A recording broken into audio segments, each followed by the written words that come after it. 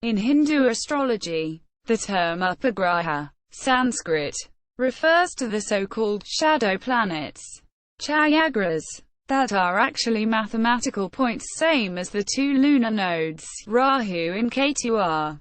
These are portions belonging to the Sun and other planets respectively and produce painful consequences. The classic writers like Parashara and Varahamihira do not include their influences, as do later writers like Vankatesa Sarma, author of Sarvartha Chintamani. Overview. Mantraswara in the 25th chapter of his Phaladipika deals with the 9 traditional upagrahas.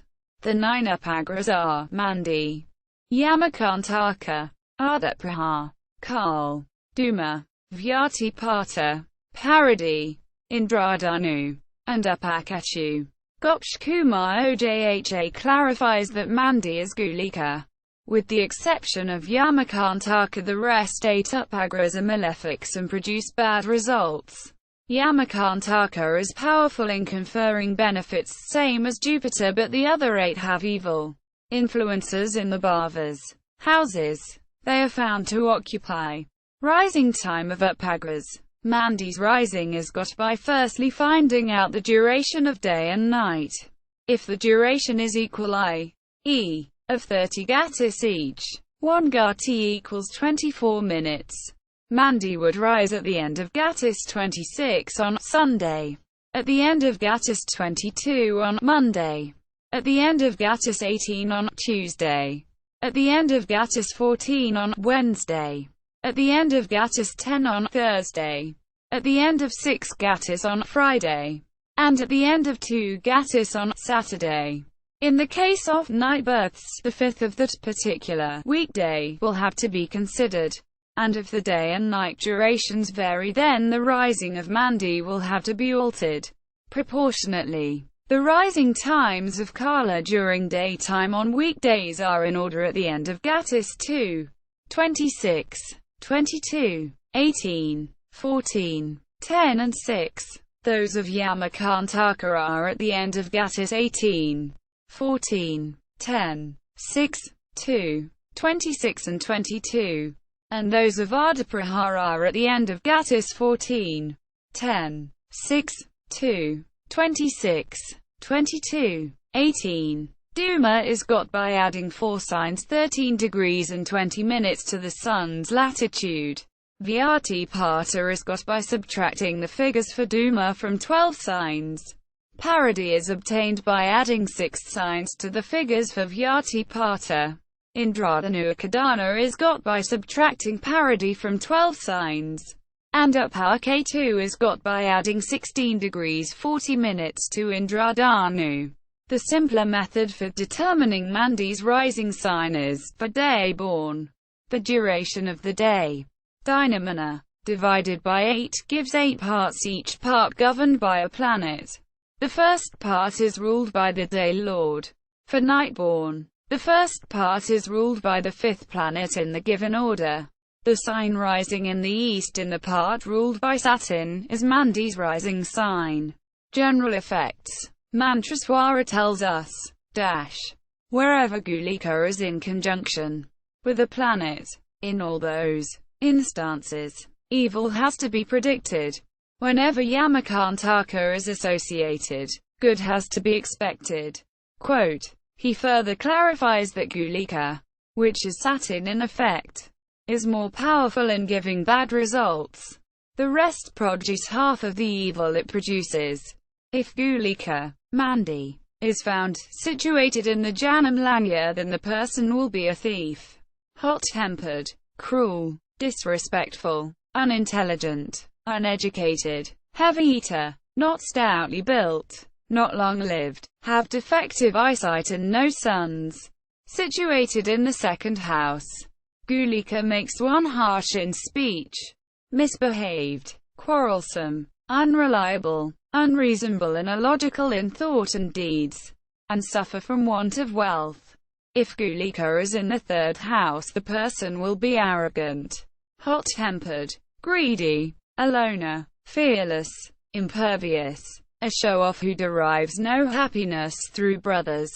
The 4th house Gulika makes one devoid of relatives and friends, devoid of wealth and conveyance.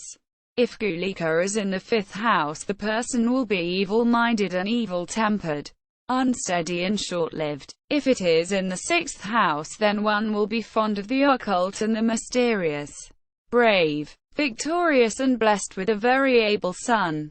If Gulika is in the 7th house, the person will be quarrelsome, unfriendly towards all, envious, possess little knowledge and understanding and much married. Gulika situated in the 8th house makes one short-statured with a defective face, appearance, eyesight and speech. The 9th house Gulika does not give an able father, guide or teacher a son. If it is in the 10th house, then the person engages in evil and unworthy deeds and is not generous.